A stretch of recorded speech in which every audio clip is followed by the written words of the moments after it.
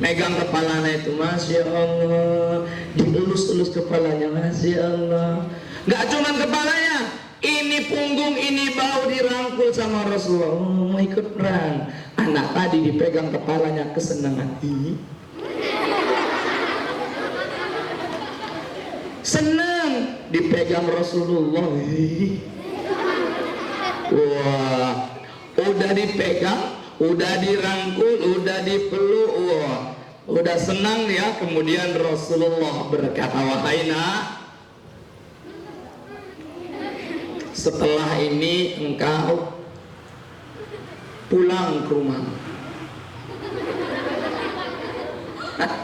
Pulang ya Rasul? Iya. Mau ikut perang? Enggak, masih kecil. Pulang.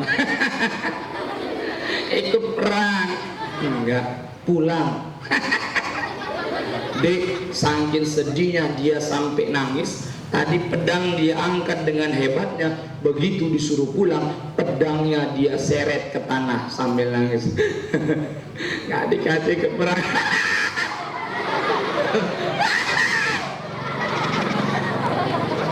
Wah, ini anak pulang ke rumah. Di sampingnya ada ibunya bernama An-Nawar. Siapa ibunya? An-Nawar. Siapa ibunya? Ibunya juga nangis, tengok anaknya ditolak sama Rasulullah karena ibunya ngantar anaknya untuk ikut perang. Padahal kalau ini anak ikut perang, apa yang terjadi? Bisa mati. Dulu deh, tanda cinta sama Rasulullah salah satunya adalah bawa ikut perang. Tapi disuruh pulang, ibunya sedih. Padahal anakku sangat cinta dan pengen dekat sama Rasulullah. Akhirnya pulanglah ibunya ini An-Nawar bersama anaknya kembali ke rumah.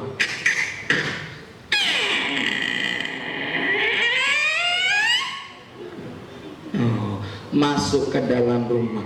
Pertanyaannya, siapakah nama anak yang 12 tahun mau ikut perang ini?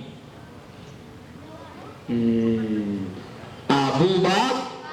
Salah. Umar bin Khattab? Salah.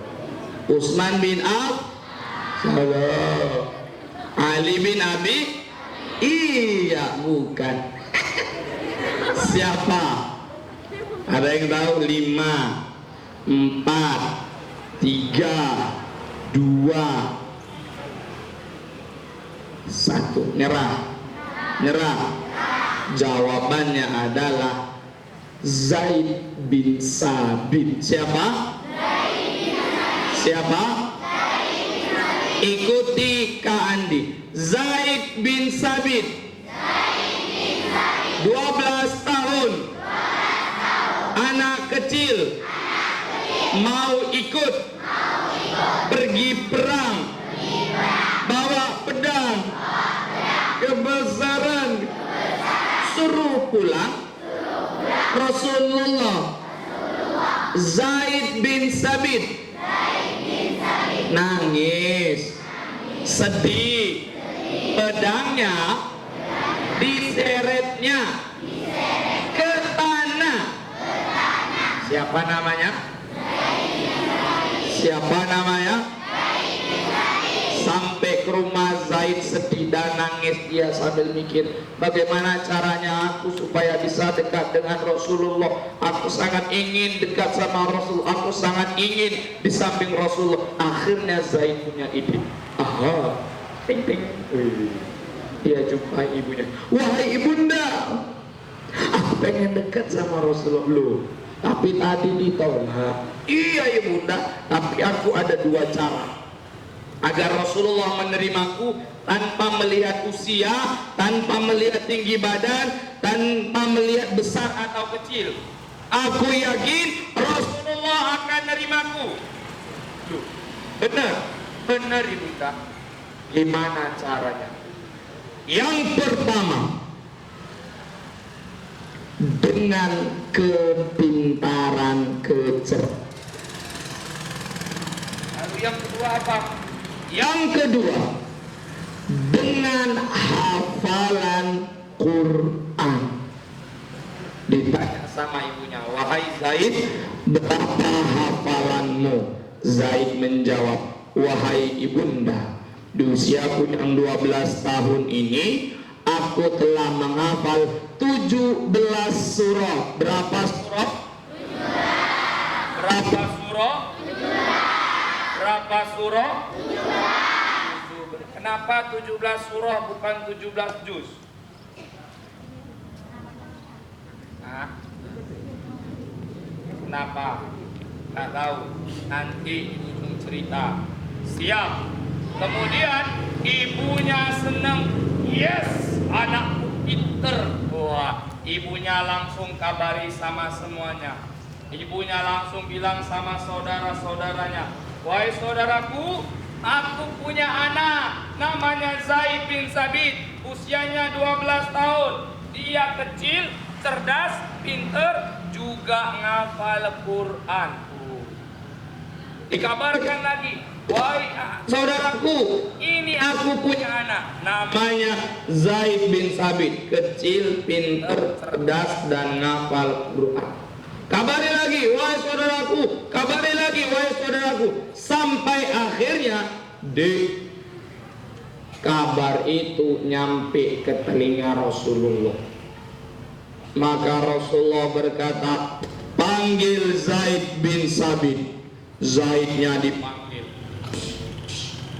Datang ada Rasulullah. Rasulullah bilang, wahai Zaid, duduk di depanku. Ya Rasulullah, sekarang bacakan hafalan Qur'anmu. Dibacakan sama Zaid bin Sabit. Apa yang terjadi? Wajah Rasulullah mendengar bacaan Zaid langsung berubah jadi senyum. Kenapa? Karena ternyata bacaan Zaid bagus, tepat, makharij hurufnya benar, indah, cantik, sehingga membuat Rasulullah senang. Bahkan Rasulullah umpamakan seperti bintang di malam hari. Seperti apa? Seperti apa? Bintang di malam hari. Kemudian Rasulullah berkata, wahai Zaid, yes, Rasulullah suka. Setelah ini engkau pulang ke rumahmu. Pulang lagi ya Rasulullah? Iya. Kenapa disuruh pulang lagi? Engkau dapat PR. Apa PR-nya ya Rasulullah? Pergi engkau belajar bahasa Ibrani, bahasa orang Yahudi. Ya Rasulullah, kenapa aku harus belajar bahasa orang Yahudi? Rasulullah menjawab, aku tidak tahu apa yang mereka katakan tentangku. Aku tidak tahu apa mereka katakan tentang Islam. Dan aku pengen ngirim surat untuk mereka, tapi aku tak mampu melakukannya. Engkau Zaid, anak kecil yang pinter, maka pulang belajar untukku. Wih, adik-adik siap, adik-adik siap. Kalian kalau dapat PR senang apa sedih? Senang. Dapat PR senang apa sedih? Senang. Senang apa sedih? Sedih. Jujur dia. Dek Zaid bin Sabit senang. Saking senangnya dia belajar bahasa cuma 15 hari. Berapa hari? Berapa hari? Berapa hari? Setelah 15 hari Zaid bin Sabit pulang kembali jumpai Rasulullah dan berkata, ya Rasulullah, aku telah belajar bahasa Ibrani, aku telah pintar, aku telah pandai, aku telah bisa. Maka Rasulullah berkata, wahai Zaid, silakan terjemahkan apa yang mereka katakan. Diterjemahkan sama Zaid. Gini ya Rasulullah, sekarang Zaid coba katakan apa yang mereka bilang. Gini ya Rasulullah, sekarang Zaid silakan tulis surat untuk mereka. Siap ya Rasulullah. Sejak saat itu Rasulullah menerima Zaid bin Sabit, dan Zaid bin Sabit bisa di samping Rasulullah.